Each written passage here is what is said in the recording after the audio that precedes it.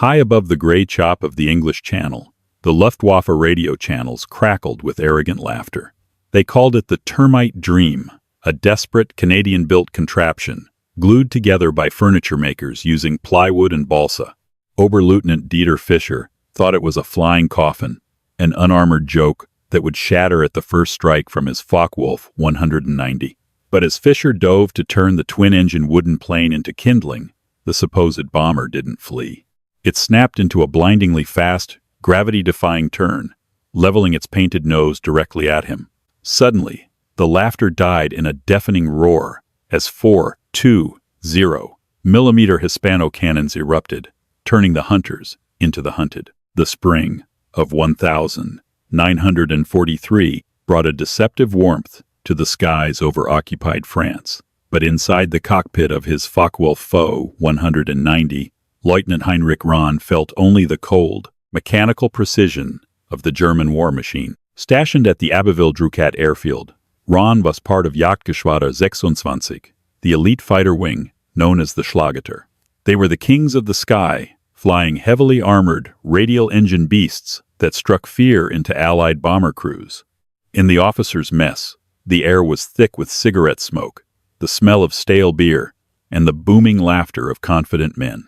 The topic of the evening was a new piece of Allied intelligence that had trickled down from high command. The British, and now the Canadians across the Atlantic, were mass-producing a new aircraft. But it wasn't made of duralumin or riveted steel. Wood, scoffed Oberleutnant Dieter Fischer, slamming his stein onto the wooden table for emphasis. The desperate fools are building combat aircraft out of spruce and birch. They have run out of aluminum, Heinrich. They are sending their boys to fight us in flying cigar boxes. Rahn chuckled, though a flicker of unease crossed his mind. Intelligence says they are fast, Dieter, powered by twin Merlins. A fast coffin is still a coffin, Fischer replied, waving a hand dismissively. One incendiary round from my Mauser cannons, and that glued-together rubbish will light up like a bonfire over the channel. We will call them Holzspielzeug, wooden toys. Let them come. Meanwhile, 300 miles away in the damp, mist-shrouded fields of Sussex, England, Flight Lieutenant David McLeod ran a gloved hand along the smooth, painted fuselage of his aircraft. It didn't feel like a weapon of war. There were no overlapping metal panels, no protruding rivet heads. It was as seamless as a grand piano. McLeod, a native of Toronto, was a pilot in the Royal Canadian Air Force's 418 Squadron. He had watched these very planes roll off the assembly lines back home in Downsview, Ontario, built by men and women who, just months prior, were crafting cabinets, doors, and fine furniture. This was the de Havilland Mosquito FB Mark VI. She feels fragile, doesn't she? Muttered Thomas Tommy Evans, McLeod's navigator, shivering slightly in the morning chill. Evans was a quiet, analytical lad from Vancouver who trusted numbers more than feelings. I tapped the fuselage, and it sounds like I'm knocking on my grandmother's wardrobe. Don't let the plywood fool you, Tommy, McLeod said, his eyes tracing the elegant, swept-forward lines of the wings. She's a wolf in sheep's clothing, balsa wood sandwiched between birch plywood, glued together with casein. It makes her incredibly light, and without the weight of armor plating and heavy defensive turrets. She flies like a bat out of hell, Evans finished, a slight smile breaking his nervous demeanor. The brass at the Air Ministry had initially rejected the Mosquito project. The idea of an unarmed bomber made of wood seemed suicidal in an era of heavily armed interceptors.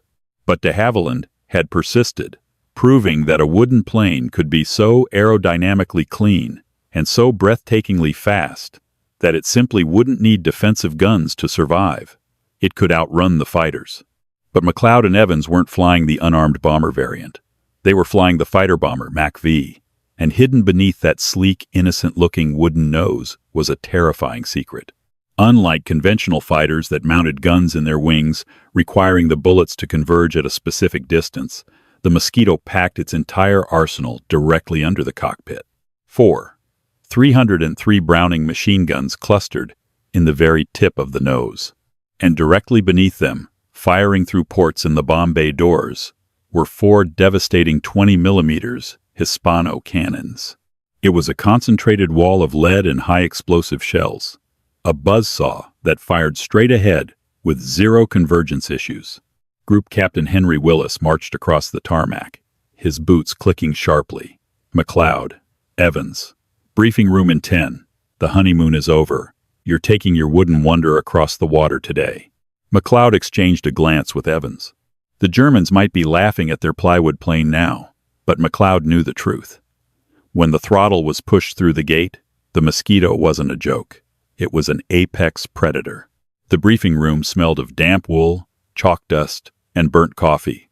Group Captain Willis stood before a massive map of northern France, a wooden pointer tapping rhythmically against a red circle near the town of Rouen. Intelligence has confirmed a heavy munitions train stalled in the rail yards south of Rouen. Willis barked, his eyes sweeping over the assembled air crews. It's carrying artillery shells destined for the coastal batteries. High Command wants it destroyed before it can move under the cover of darkness. Standard high-altitude bombing is out of the question. The cloud cover is too thick, and the flak batteries are too concentrated. We need precision. We need speed. He looked directly at McLeod. We need the Mosquitoes. You'll go in at deck level, under the German radar. Two-ship formation. McLeod, you've got the lead. Drop your payload, strafe whatever is left standing, and get back across the channel before the Luftwaffe even knows you're there. What about fighter escort, sir? Evans asked, pencil hovering over his navigation pad. None, Willis said bluntly. The Spitfires can't carry the fuel for a low-level, high-speed round trip of this distance. You're relying entirely on the element of surprise and the speed of your aircraft. If you are spotted by Focke-Wulfs or Messerschmitts, do not attempt to dogfight. Put your nose down and run. You have the fastest operational aircraft in the world right now. Use it. An hour later, McLeod and Evans were strapped into the cramped side-by-side cockpit of their Mosquito, designated S for sugar. The startup sequence was a symphony of mechanical violence that starkly contrasted with the plane's wooden construction. Port engine, contact, McLeod called out. The ground crew hit the starter. The massive Rolls-Royce Merlin engine coughed, sputtered, and then roared to life with an earth-shaking bellow, spitting a gout of blue smoke from the exhaust stacks. Seconds later, the starboard engine joined the chorus. The wooden airframe vibrated with immense, barely contained energy. McLeod could feel the horsepower thrumming through his boots. They taxied to the runway, the Mosquito bouncing slightly on its long landing gear. At the green flare from the control tower, McLeod pushed the twin throttles forward. The acceleration was violent, pinning them back into their seats. The airspeed indicator needle wound up frantically. 80, 100, 130 miles per hour. The tail lifted, and with a gentle backward pull on the yoke, the wooden wonder broke free of the earth. Once over the English Channel, McLeod dropped the nose. The altimeter unwound rapidly, until they were skimming a mere 50 feet above the white-capped waves. This was deck level. Setting course, 0905. Evans called out over the roar of the engines, adjusting his maps. Estimated time to the French coast, 12 minutes. Flying the Mosquito at this altitude was an intense, sensory overload. The speed was visceral. The water blurred past them in a gray-green smear. The cockpit was incredibly loud, a combination of the deafening Merlins just inches from their ears and the rush of wind over the wooden canopy. Yet, the aircraft handled with the grace of a thoroughbred. There was no creaking of metal, no groaning of rivets under stress. The wooden airframe absorbed the vibrations, making the ride eerily smooth despite the breakneck pace. 340 miles per hour, McLeod noted, glancing at the dials. And she's got plenty left to give. How are we looking, Tommy? Coastline coming up in 2 minutes. Prepare to pop up over the cliffs, Evans replied, his eyes glued to the stopwatch. They crossed the French coast near Dieppe like a pair of silent phantoms, pulling back briefly to clear the chalk cliffs before plunging back down into the rolling green countryside of Normandy. They flew so low that the slipstream from their propellers sent ripples through the fields of tall grass and scattered flocks of panicked sheep. Every second they spent in hostile airspace was a roll of the dice. Flak towers dotted the landscape, But at 350 miles per hour and 50 feet off the ground, the German gunners couldn't traverse their anti-aircraft guns fast enough to draw a bead. The Mosquitoes were just a sudden roar, a blur of camouflage, and then a memory. "Target area approaching," Evans said, his voice tightening with adrenaline. 10 miles out, bringing up the bomb switches. McLeod gripped the yoke, his knuckles white.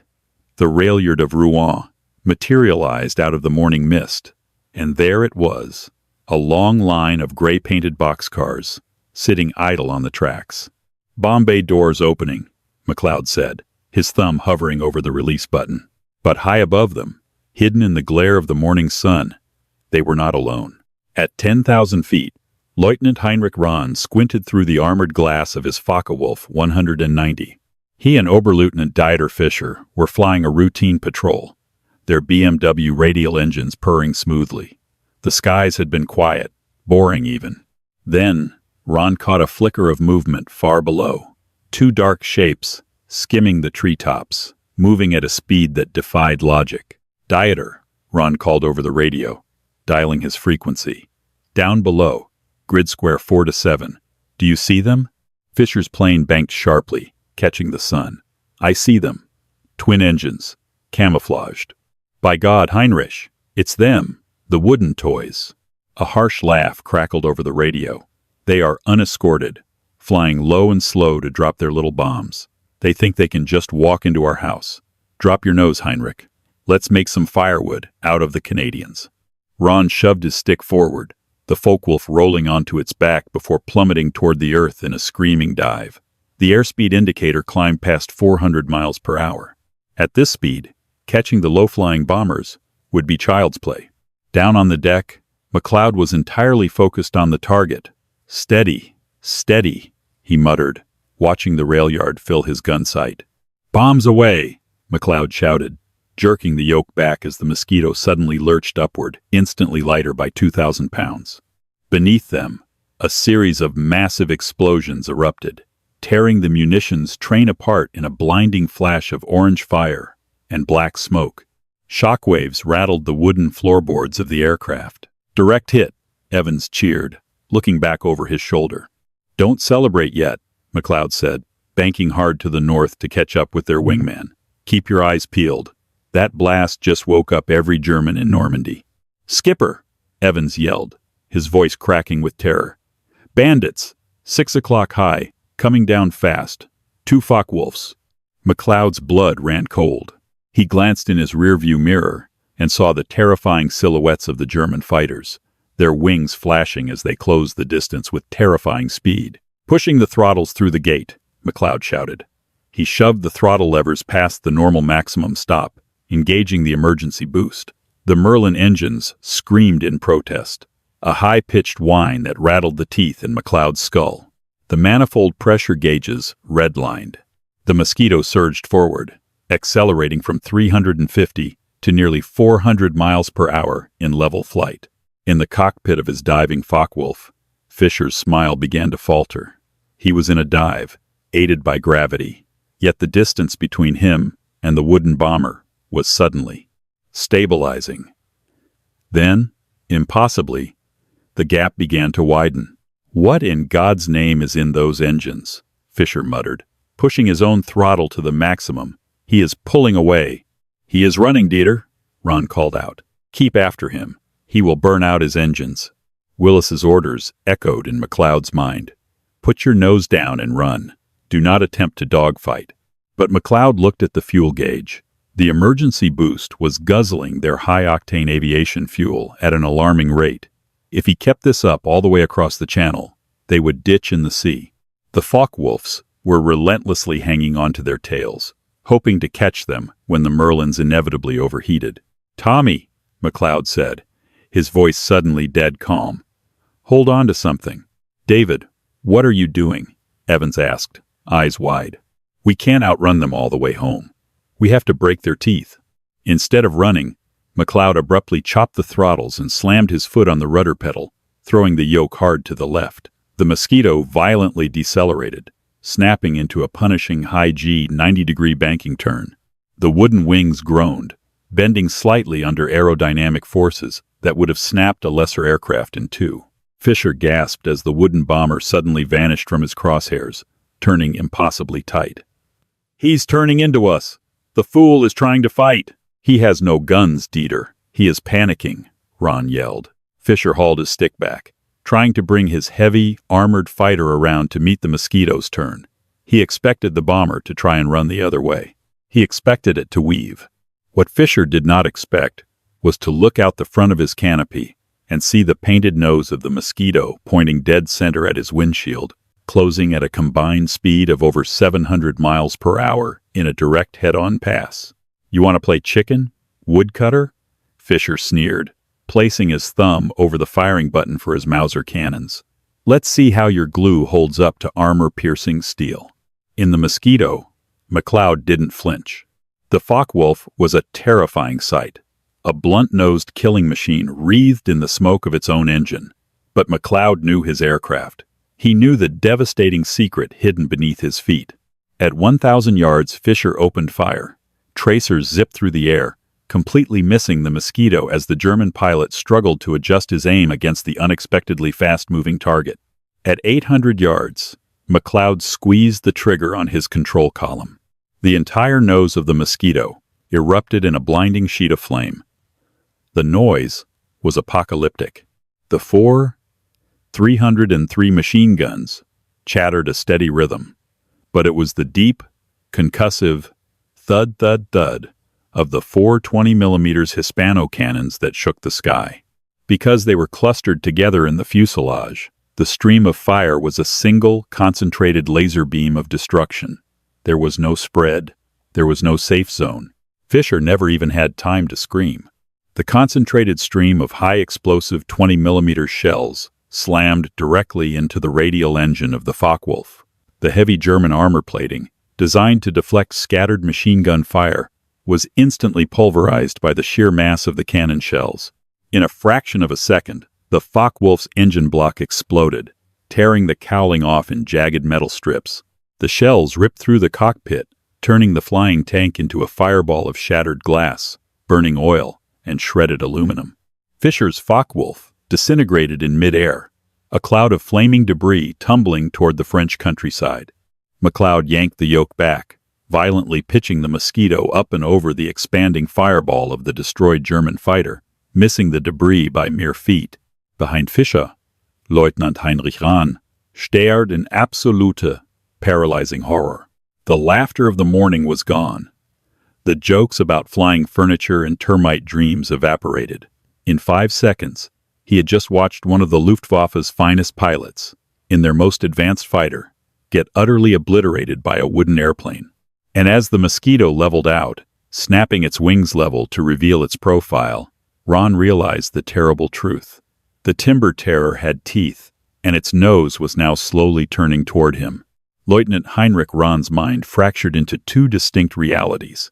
In one, he was an elite pilot of the Luftwaffe, flying the Focke-Wulf 190, the undisputed butcher bird of the European theater. In the other reality, the one unfolding in terrifying high definition through his WWII gunsight, a twin-engine bomber made of cabinet wood had just vaporized his flight leader in a single devastating heartbeat. The burning wreckage of Dieter Fischer's aircraft rained down in a macabre shower of twisted metal and flaming fuel, splashing into the green pastures of Normandy below. Ron's training screamed at him to pull back on the stick, to gain altitude, and use the Focke-Wulf's superior roll rate to escape the lumbering bomber. But the Mosquito wasn't lumbering. It was already carving a violent arc through the sky, its painted wings biting into the dense, low-altitude air with terrifying agility. "God in heaven," Ron breathed, his hands trembling as he slammed the throttle forward and kicked the rudder hard. He threw his FOI 190 into a desperate, snapping roll, trying to break the Mosquito's line of sight. He expected the Canadian pilot to lose his nerve, to use the moment of chaos to turn tail and sprint for the English Channel. Inside the cockpit of S for Sugar, Flight Lieutenant David McLeod was breathing in ragged, adrenaline-fueled gasps. The smell of cordite from the nose cannons had seeped through the floorboards, a sharp, metallic tang that burned the back of his throat. "Splash one!" Tommy Evans yelled, his voice a mix of absolute terror and raw elation. his hands white-knuckling the navigation table. "David, break off! We don't have the fuel for a turning fight." "I can't let him get above us, Tommy," McLeod shouted over the deafening roar of the Merlins. "If he gets altitude, he'll dive on us all the way to Dover. We have to put him down." McLeod hauled the yoke to the right, feeling the heavy G-forces press him into the seat. The wooden airframe groaned a deep, resonant creak of flexing spruce and birch that sounded entirely alien compared to the metallic shrieks of conventional fighters. But the glue held.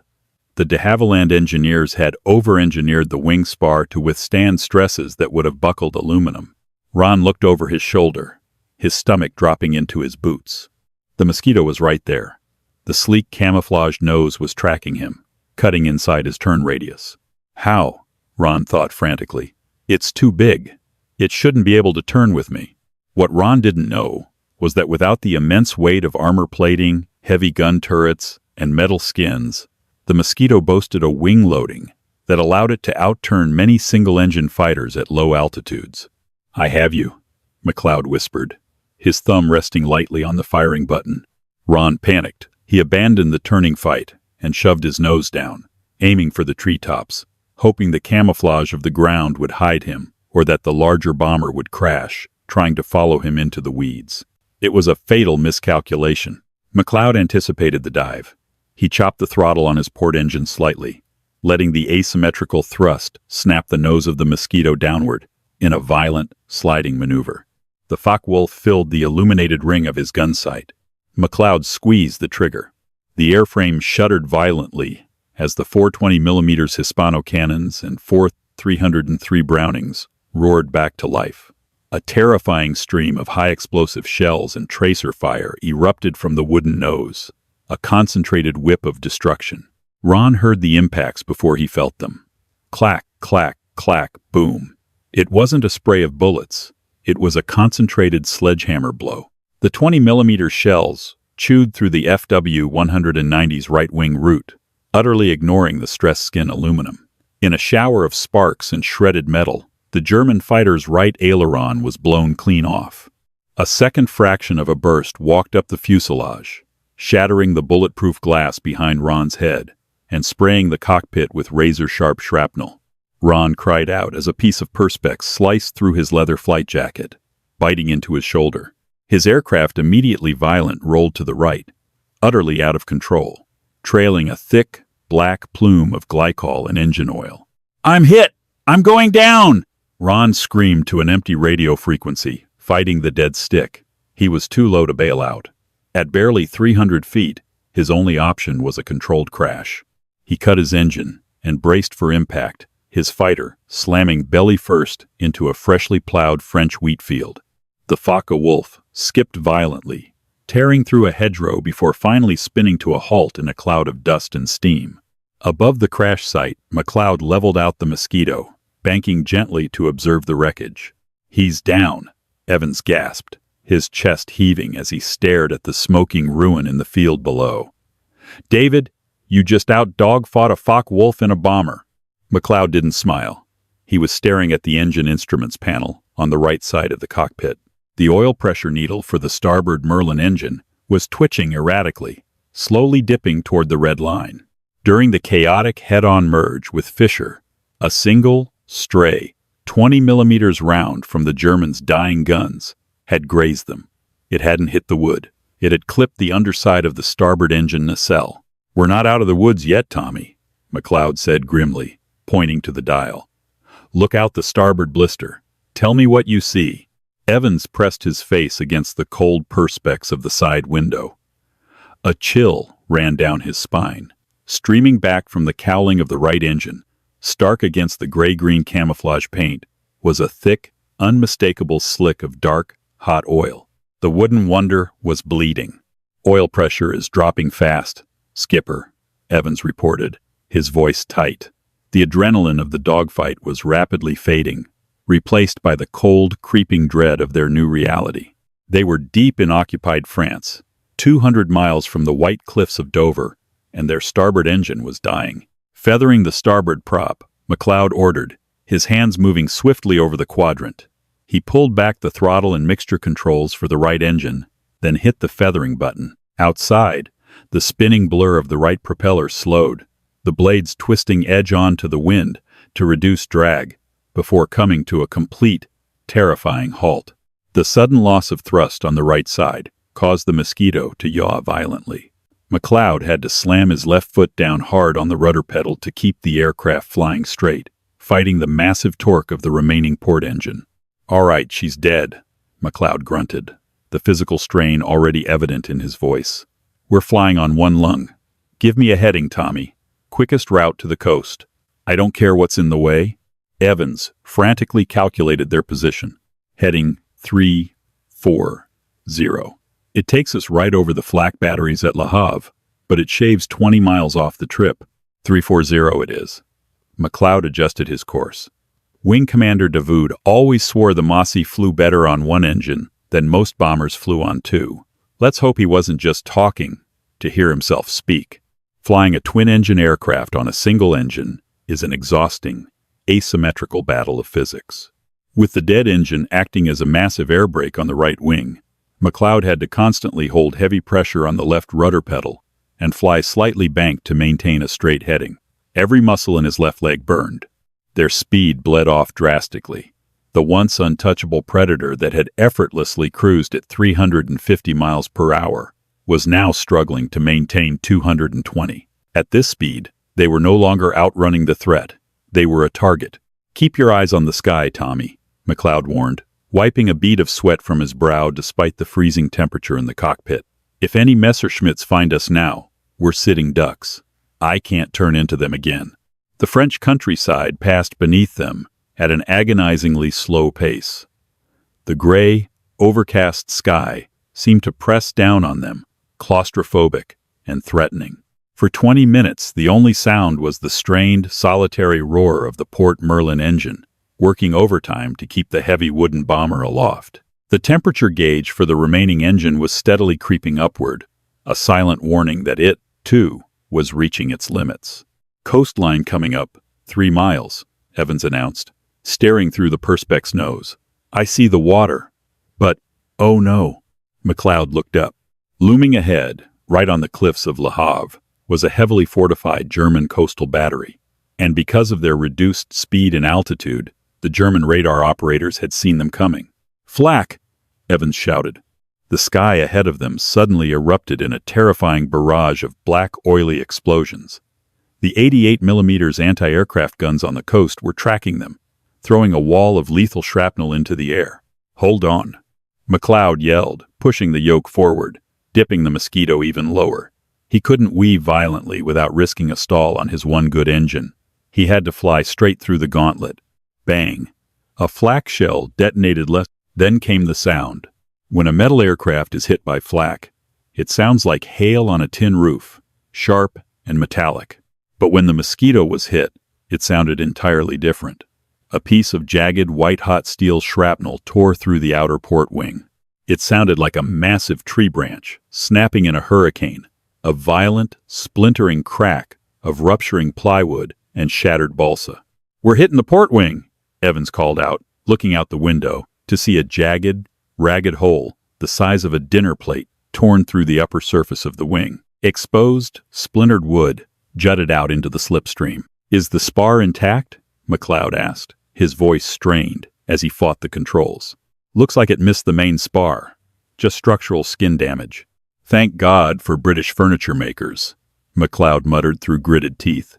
"If that had hit a metal wing, it might have buckled the whole structure. The wood just absorbs the punch."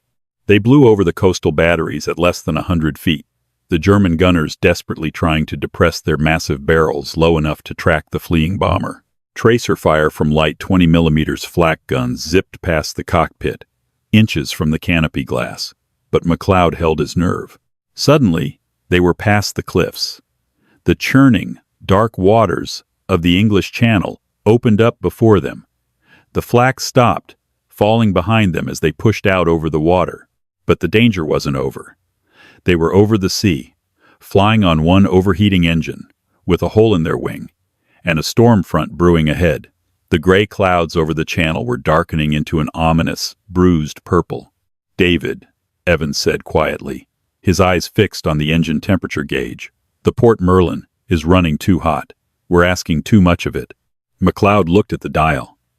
The needle was trembling right on the edge of the red danger zone. If the engine seized up now, they would plummet into the freezing waters of the channel, where survival time was measured in minutes. "I know," McLeod said, his jaw set in determination. "But we can't throttle back, or we'll lose altitude and stall. We have to ride it out." He reached out and tapped the wooden dashboard of the Mosquito. "Come on, old girl," he whispered. "You showed them what you can do. Now just get us home." The English Channel in the spring is a notoriously unforgiving stretch of water, a temperamental moat that has swallowed fleets and airmen alike for centuries. As Flight Lieutenant David McLeod and Navigator Tommy Evans pushed S for Sugar out over the gray swells, the horizon vanished, swallowed by a bruised, purple wall of cumulonimbus clouds. The storm front they had seen brewing was not just a passing squall. It was a towering atmospheric beast. "We can't go around it," Evans shouted, his voice barely audible over the strained, vibrating roar of the single Port Merlin engine. He furiously tapped his slide rule against his navigation charts. "If we alter course to skirt the system, we add 20 minutes to our flight time. The port engine won't last 20 minutes at this temperature, David. We have to punch straight through." McLeod nodded grimly, his left leg cramping violently from the constant heavy pressure required on the rudder pedal to keep the crippled bomber flying straight. "Strap in tight, Tommy. This is going to be a rough ride for a wooden bird." They plunged into the dark underbelly of the storm at 200 feet. Instantly, the cockpit was plunged into a twilight gloom, lit only by the eerie, pale green glow of the instrument panel. Rain hit the perspex canopy, not in drops, but in solid, deafening sheets, sounding like handfuls of gravel being thrown against the glass. Then, the turbulence hit. A massive updraft grabbed the Mosquito, throwing the 14-ton aircraft upward like a child's discarded toy. McLeod fought the yoke, his shoulders screaming in protest as he wrestled with the asymmetric drag. The wooden airframe groaned a deep, resonant, and terrifying sound of flexing spruce and stressed birch plywood. "She's holding together," McLeod yelled, trying to project confidence he didn't entirely feel. "Oil pressure on the port engine is fluctuating," Evans called back, his eyes glued to the dials. The needle bounced erratically as the violent maneuvers starved the pumps. "If that engine seizes, we drop like a stone." Suddenly, a jagged fork of lightning illuminated the bruised clouds outside the canopy. In that blinding, split-second flash of magnesium-white light, McLeod saw it. It wasn't a cloud formation. It wasn't a trick of the exhausted mind. Less than half a mile off their port quarter, pacing them in the gloom, was the unmistakable, angular silhouette of a Messerschmitt Bf 109G. "Bandit! Portside!" McLeod roared. Lieutenant Klaus Becker, a hardened veteran of the Luftwaffe's Jagdgeschwader 2, was returning from a grueling bomber intercept mission over the North Sea. Low on fuel and fighting the same storm, he had stumbled upon the crippled Canadian bomber entirely by chance. Through his rain-streaked canopy, Becker saw the feathered starboard propeller and the jagged flak hole in the Mosquito's wing. Becker smiled, a cold, predatory grimace. It was a straggler, a wounded duck limping home, a guaranteed kill to add to his tally. "He's banking into us!" Evans screamed, watching the shadow of the Messerschmitt cut through the rain. "David, the guns! Can you bring the nose around?" "I can't turn into him," McLeod grunted, muscles bulging in his forearms as he held the yoke. "If I turn to port against the dead engine, we'll enter an uncontrollable flat spin. We're sitting ducks." Becker slid his Bf 109 directly behind the Mosquito, lining up the vulnerable wooden tail in his Revi gun sight. He didn't even need to hurry. The bomber was flying on one engine, incapable of defensive maneuvers. It was an execution. "Hold on, Tommy," McLeod whispered, his eyes scanning the terrifying wall of black clouds ahead. "We're going to use the wood." Just as Becker's finger tightened on the trigger to unleash his 20mm nose cannon, McLeod did the unthinkable. Instead of trying to dodge, he shoved the yoke forward, diving the Mosquito directly toward the churning white-capped waves of the channel. "David, no! We're too low!" Evans braced for impact. At 50 feet above the water, McLeod hauled back on the yoke. The sudden, Violent pullout placed immense G-forces on the crippled airframe. Metal wings might have sheared off at the root under the combined stress of the pullout and the flak damage. But the de Havilland's wooden construction balsa core sandwiched between layers of plywood flexed dramatically, absorbing the kinetic shock like a massive, drawn longbow. Becker, momentarily blinded by the spray of the ocean surface and surprised by the suicidal dive, overshot them. The BF-109 screamed past the Mosquito's canopy, mere feet away. "Now!" McLeod yelled, chopping the throttle on his single working engine. The Mosquito decelerated rapidly, becoming a massive wooden speed bump in the sky. Becker, realizing his mistake, tried to pull his Messerschmitt up into a loop to re-engage, but as he hauled back on his stick, the storm intervened. A massive, invisible wall of wind, a microburst, from the thunderstorm above, slammed into the sea. The Mosquito, flying low and slow, was shoved violently sideways, its wooden wings skipping off the wind shear. But Becker's BF-109, caught mid-pull-up with its nose pointed at the sky, stalled instantly. McLeod and Evans watched through the rain-slicked glass as the sleek German fighter hung, suspended for a fraction of a second, completely devoid of lift. Then, gravity claimed it. The BF-109 snapped into a vicious, unrecoverable spin and plunged nose first into the dark, freezing waters of the channel. There was no fireball, only a massive plume of white spray that was instantly swallowed by the storm. Evans let out a breathless, trembling laugh. You flew him right into the wind shear." "The wood held, Tommy," McLeod said, his voice completely exhausted, his hands shaking on the controls. "The wood held. Give me a heading to the nearest strip. Anywhere on the coast. The port engine is dying." The English coastline finally tore through the gray, weeping curtain of the storm, but it offered no majestic welcome. The famed white cliffs of Dover appeared not as shining ramparts of chalk, but as a muddy, rain-streaked smear against a bruised horizon. Yet, to the exhausted crew of S for Sugar, it was the most beautiful sight in the world. They were over home territory, but their ordeal was far from over. Flight Lieutenant David McLeod's left leg was completely numb. For nearly 40 minutes, he had been driving his boot into the left rudder pedal with bone-crushing force, fighting the massive, asymmetrical drag of the dead starboard engine and the jagged hole in their port wing. Every muscle in his back and shoulders burned with a deep lactic fire. The Mosquito, normally a fingertip light thoroughbred, flew like a waterlogged concrete block. Crossing the coast, Navigator Tommy Evans announced, his voice raspy and stripped of its usual analytical calm. He dragged a trembling finger across his sodden navigation chart. "RAF, Bradwell Bay, is just 5 miles inland. Vector 015. We can make it, David. We're almost there." "Copy that, Tommy," McLeod replied, his voice a strained grunt, bringing her down to 1,000 feet. "Get on the horn. Tell them we're coming in hot, wounded, and flying on one lung." Evans switched the radio frequency, the cockpit filling, with a harsh burst of static, before he keyed the mic. Bradwell Tower, this is Mosquito Sierra for Sugar. Mayday, Mayday, Mayday. We are 5 miles south-southwest, inbound for emergency landing. Starboard engine dead, port engine overheating, structural damage to the port wing. Requesting a clear deck and crash tenders standing by." A crackling, distinctly British voice cut through the static. "Sierra for Sugar, this is Bradwell Tower. We have you on radar. The deck is yours. Wind is coming across the runway, 290 at 15 knots. It's going to be a messy crosswind. Crash crews are rolling now. Good luck, lads." "Copy, Bradwell," Evans said, hanging up the microphone. He looked over at McLeod. The pilot's face was pale, bathed in a cold sweat that stood out starkly against the grime and cordite soot staining his cheeks. "Watch the temperature gauge," McLeod ordered, his eyes locked straight ahead, searching the mist for the airfield. "It's pegged, David. The needle is buried in the red. The coolant temperature is—" Evans never finished his sentence. Just as they cleared a line of dark green trees marking the edge of the coastal farms, a violent, metallic clank echoed from the port engine nacelle.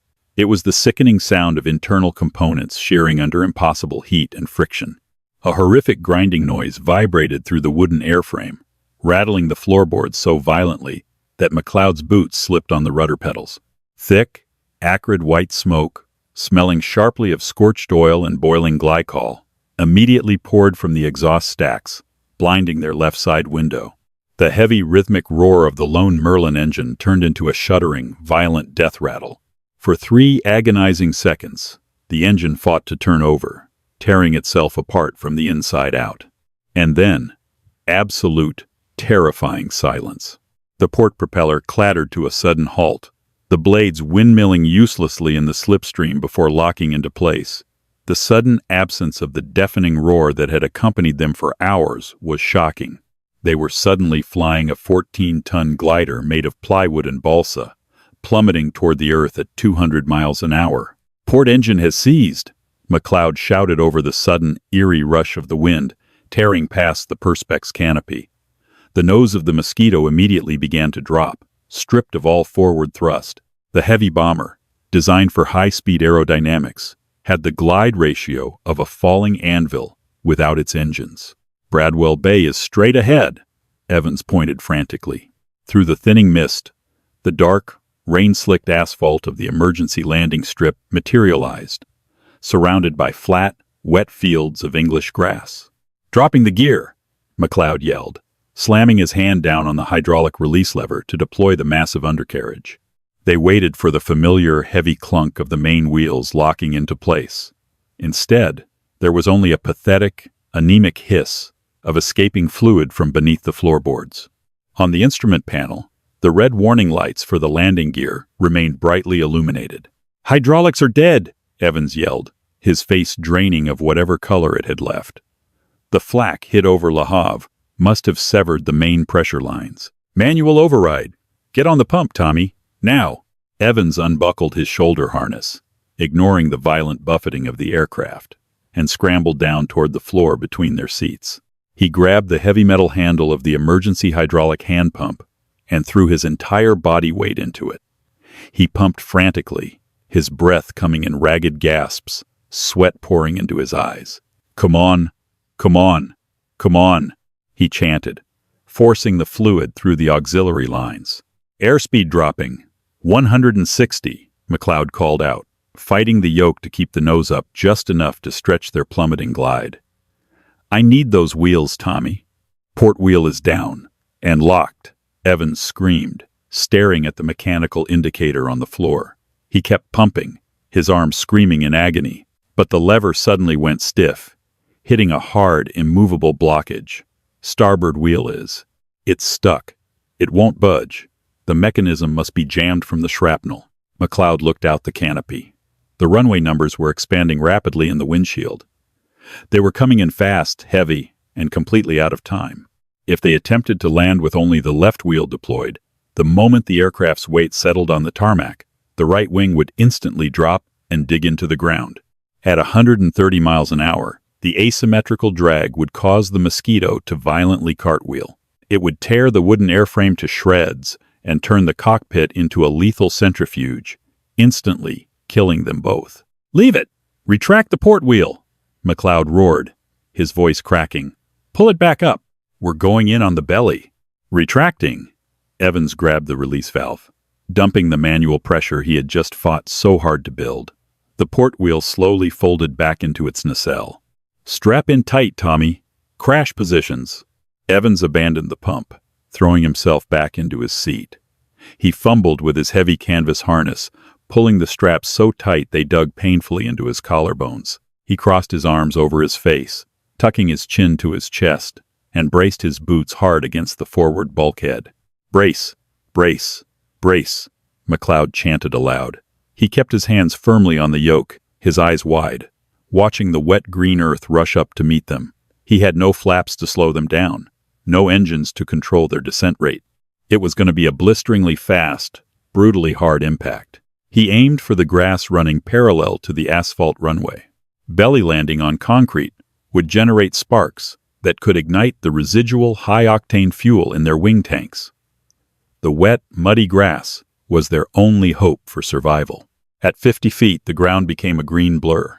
"Hold together, old girl," McLeod whispered to the wooden dashboard. At 10 feet, McLeod hauled back on the yoke with all his remaining strength, flaring the Mosquito at the very last second to keep the glass nose from digging into the dirt and flipping them tail over nose. S for Sugar hit the saturated earth at 125 miles per hour.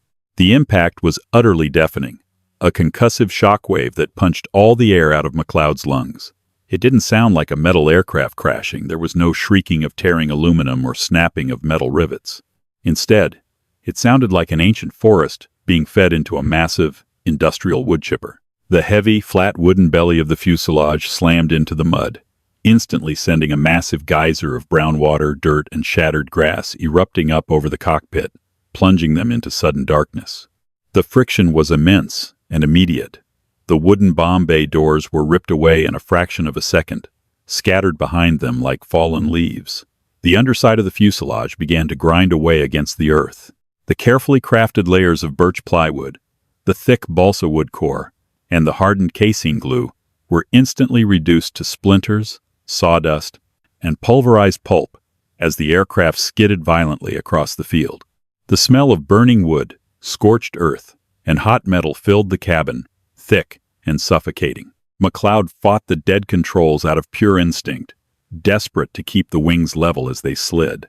If a wingtip caught a hidden ditch or a mound of earth, the plane would spin out of control. The Mosquito shuddered violently, bouncing and groaning, shedding massive chunks of its wooden skin in a long, devastating trail of debris behind it. The noise was a sustained, roaring thunder of destruction. Slowly, agonizingly, the friction of the wet mud began to bleed off their speed. The violent shaking subsided into a heavy, grinding slide. Finally, with a brutal, jarring lurch that snapped both men forward against their restraints, the crippled Mosquito spun 45 degrees to the left and ground to a sudden, absolute, and breathless halt. Silence rushed back into the cockpit, heavy and profound, broken only by the patter of rain on the mud-streaked Perspex canopy and the ominous hissing of steam from the shattered, ruined engines. For a long moment, neither man moved. The dust and sawdust hung thick in the air. "Tommy?" McLeod croaked, coughing violently as he tasted dirt and cordite. He reached out blindly in the dim cabin. I'm here," Evans groaned. The navigator slowly lowered his arms from his face. He was pale, shaking uncontrollably, but his eyes were clear. He unbuckled his harness with trembling, fumbling fingers. "I'm in one piece, David. Are we on fire?" McLeod looked out the side window. "No fire, but we need to get out, now." Evans reached up and popped the emergency overhead escape hatch. The cold, damp, English air rushed in, smelling of rain and the sea. They clambered out of the top of the ruined aircraft, their boots slipping on the slick, splintered surface of the port wing as they slid down to the muddy earth. They stumbled a few dozen yards away from the wreckage before collapsing onto the wet grass, the adrenaline suddenly abandoning their bodies, leaving them weak and entirely hollowed out. In the distance, the wailing sirens of the RAF crash tenders and medical ambulances were cutting through the damp air, racing down the runway toward them, their tires kicking up massive roosters of water. McLeod sat in the mud and turned back to look at S for Sugar. The aircraft was a total, catastrophic loss. The underside was completely shredded, the belly flattened and torn to ribbons, exposing the internal framing. The massive, bent propeller blades of the Merlin engines were curled backward like dead petals. The flak hole in the port wing looked even larger from this angle, exposing the splintered main spar. The aircraft had literally sanded itself to death to slow their momentum. But as McLeod stared at the wreckage, a profound realization washed over him. The cockpit, the rounded, wooden tub that held the two men, remained perfectly, structurally intact. Had they been flying a metal aircraft, the sheer kinetic violence of that belly landing, combined with the compromised structural integrity from the flak hit, would likely have buckled the fuselage. A metal frame would have crumpled inward, crushing the crew, or snapped entirely at the wing roots. But the wood had saved them. The balsa core and plywood skin had acted exactly as the de Havilland engineers had promised. It had flexed, it had shattered, and it had sacrificed itself, slowly grinding away to absorb and dissipate the massive kinetic energy of the crash, keeping the crew compartment safe. A heavy, red, crash tender roared to a halt nearby, its crew leaping out with foam hoses and medical bags. A young, frantic-looking medical officer ran up to McLeod and Evans, dropping to his knees in the mud beside them. "Are you hit, lads? Where are you bleeding?" the medic demanded, his hands already hovering over Evans' shoulder. "We're fine," McLeod rasped, waving the man off gently. "Just bruised and tired." Squadron leader Thomas Croft, the duty officer of Bradwell Bay, stepped out of a trailing jeep, pulling the collar of his raincoat up against the drizzle. He walked over to the ruined Mosquito, inspecting the shattered nose, the deployed 20mm cannons, and the devastating trail of wooden wreckage leading back down the field. He turned to McLeod, his eyebrows raised in a mixture of disbelief and deep respect. "Tower said you were running from trouble, McLeod," Croft said, gesturing to the empty shell casings jammed in the cannon ports. "Looks like you found some." "We found a Focke-Wulf 190 over ruin, sir," McLeod said softly, finally allowing himself to lean back against the wet grass, staring up at the gray sky. "And another Messerschmitt over the channel." Croft paused, pulling a notepad from his pocket. "And? Did you outrun them?" Evans looked over at his pilot, a slow, exhausted smile cracking through the mud and grease on his face. "No, sir," Evans said, his voice finally steadying. "We shot the first one directly out of the sky, and we ran the second one into the sea." Croft stared at the two men, then back at the flattened, wooden ruin of the bomber. The idea of an unarmed timber bomber dogfighting the pride of the Luftwaffe and winning was almost too absurd to comprehend. "She was a good ship," McLeod whispered, patting the muddy earth as if comforting a fallen friend. He looked back at Croft, his eyes burning with a fierce, undeniable pride. "They called her a flying cigar box. Let's see them laugh at her now." The return of Flight Lieutenant McLeod and Navigator Evans marked a turning point in the skies over occupied Europe. The shattered wreckage of Dieter Fischer's Focke-Wulf and the terrifying after-action reports from surviving Luftwaffe pilots sent shockwaves through the German high command. The narrative abruptly shifted. The de Havilland Mosquito was no longer mocked as a desperate termite dream built by carpenters. It became the most feared Allied aircraft of the war. Its unparalleled speed, devastating concentrated firepower, and shocking structural resilience completely neutralized the advantage of Germany's heavily armored interceptors. The aircraft proved that innovation, aerodynamics, and courage could outmatch brute force and steel. The wooden toy forced the Luftwaffe onto the defensive, forever changing the calculus of the air war and cementing its legacy as the ultimate multi-role combat aircraft of its era.